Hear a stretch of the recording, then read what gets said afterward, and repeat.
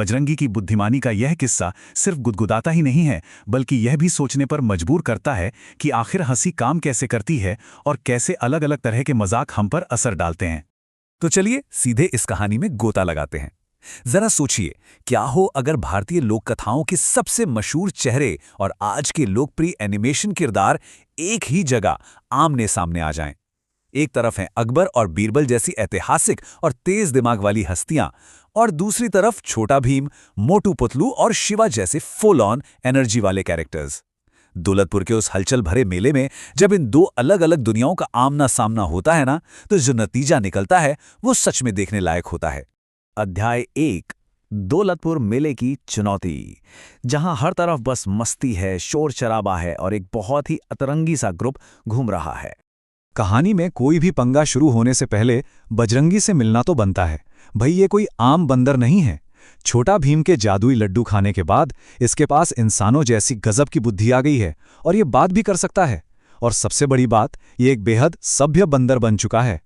केले खाने का मन हो तो ये चोरी चकारी नहीं करता, बल्कि मेहनत करके केले कमाना पसंद करता है। बजरंगी का ये स्वाभिमान और उसका तेज तर्रार दोस्त शिवा दोनों मिलकर आगे आने वाले जबरदस्त हंगामे का एक बढ़िया बेस तैयार करते हैं। अब इस मजेदार से मेले में अचानक बादशाह अकबर की एंट्री होती है और वो अपने साथ लाते हैं एक जबरदस्त चुनौती और पूरे 100 सोने के सिक्कों का एक विशाल इनाम। घोषणा होती है कि जो कोई भी बादशाह सलामत को हंसाने में कामयाब होगा उसे ये भारी भरकम इनाम मिलेगा। अब जाहिर सी बात है, 100 सोने के सिक्के सुनकर तो मेले में मौजूद हर इंसान का ध्यान इसी तरफ खिंच गया। लेकिन हमेशा गंभीर रहने वाले बादशाह अकबर के चेहरे पर मुस्कान लाना कोई बच्चों का खेल तो है नहीं, और यहीं से शुरू होती है हमारी असली कहानी। और सच कहें तो यहाँ घिसे पिटे और साधारण मजाक औंधे मुंह गिर जाते हैं।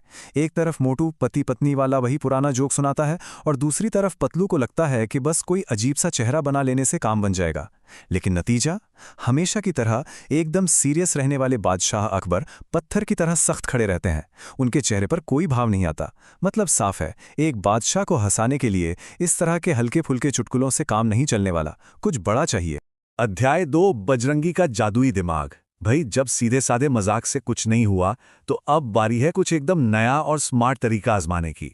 इस गंभीर माहौल को हल्का करने के लिए बजरंगी एक पूरी सोची समझी रणनीति बनाता है, एक तरह का बौद्धिक हमला। सबसे पहले वो अपनी दिमागी शक्ति को फुल स्पीड पर लाने के लिए भीम का जादुई लड्डू गप कर जाता है।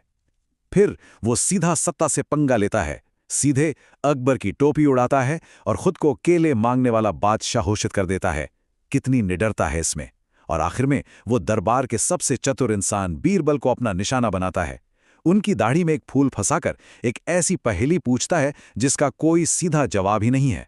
ये सिर्फ कॉमेडी नहीं है, ये पूरे हालात को अपने कंट्रोल में करने की एक मास्टर क्लास है। और यहीं पर बजरंगी अपना मास्टर स्ट्रोक खेलता है।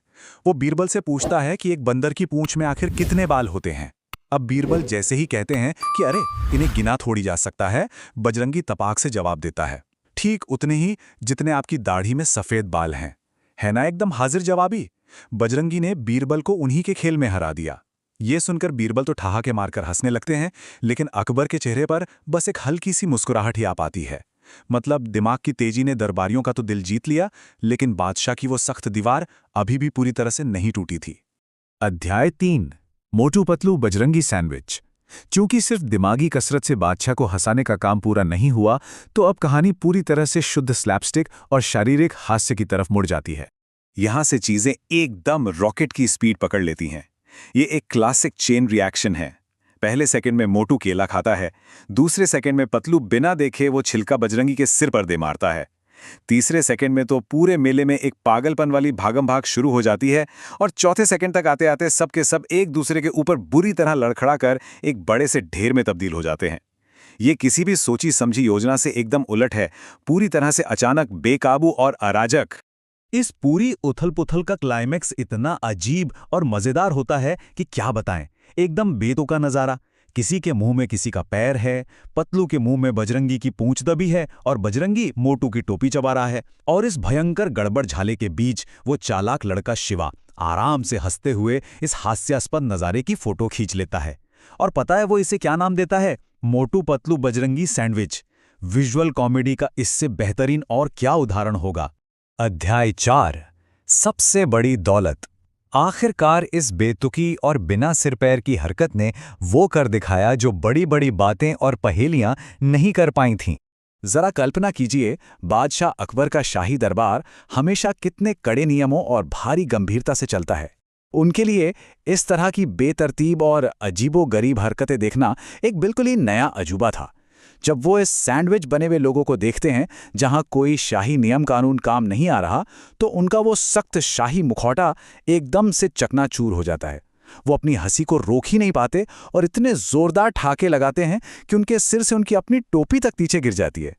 ये एक एकदम शुद्ध और कंट्रोल से बाहर वाली खुशी का पल है। अगर इस पूरी मज़ेदार सिचुएशन को थोड़ा ध्यान से देखा जाए तो हर एक किरदार का अपना एक खास योगदान रहा है। बजरंगी ने अपनी चालाकी और शरारत का तड़का लगाया। मोटू और पतलू ने अपनी उसी जानी मानी बेवकूफ़ी से उस सैंडविच को बनाया। शिवा ने बाहर खड़े रहकर उस पल को कैमरे में कैद किया और उसे वो मज़ेदार नाम दिया। और तो और खुद अकबर की प्रतिक्रिया यानी उनकी टोपी का गिरना भी इस पूरे हादसे का एक हिस्सा बन गई। और सबसे आखिर में छोटा भीम, जो इस पूरे हंगामे को एक प्यार भरी झप्पी के साथ समेट लेता है। इस जबरदस्त हंसी को पैदा करने में सच में हर किसी का अपना रोल था। इन सब के बाद अकबर खुशी खुशी वो 100 सोने के सिक्कों का इनाम बजरंगी को सौंप देते हैं। लेकिन यहाँ बजरंगी ने जो किया वो दिल जीतने वाला था। उसने उन सिक्कों को अकेले नहीं रखा, बल्कि उनसे सबके लिए ढेर सारे केले खरीदे और उस इनाम को दोस्तों के साथ बांटने का फैसला किया। ये देखकर छोटा भीम भी उसे प्यार से गले लगा लेता है। ये बात साफ कर देती है कि असली इनाम वो सोना नहीं था, बल्कि वो खुशी और ठहाके थे जो सबने मिलकर बांटे। किसी ने बिल्कुल सही कहा है, हंसी सबसे बड़ी दौलत है और दोस्ती सबसे बड़ा खजाना। इस मजेदार चर्चा के अंत में एक बहुत ही गहरा सवाल सामने आता है जिस पर जरूर विचार किया जाना चाहिए। हमने इस कहानी में हास्य के दो बिल्कुल अलग रूप देखे। एक तरफ बजरंगी का वो तेज, स्मार्ट और सोची समझी चतुराई वाला मजाक था जिसने दरबारियों का दिल जीता, और दूसरी तरफ वो अचानक हुआ उथल पुथल से भरा अनुभव था जिसने सबसे सख्त बादशाह को भी ठहाके लगाने पर मजबूर कर दिया। तो फिर असली सवाल ये है कि एक तेज दिमाग या फिर एक साथ मिलकर की गई वो पागलपन भरी मस्ती, आखिर एक मजबूत दोस्ती की नींव वास्तव में किस चीज से बनती है? आज के इस विश्लेषण से जुड़ने के लिए बहुत बहुत धन्यवाद।